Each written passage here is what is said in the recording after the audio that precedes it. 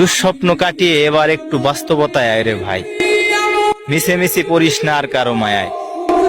মুখের কথাতে গাছতলাতেও ঘর বাঁধা যায়, সত্যিকার অর্থে অভাবে পড়লে অভাবীর পাশে কে থাকতে চায়।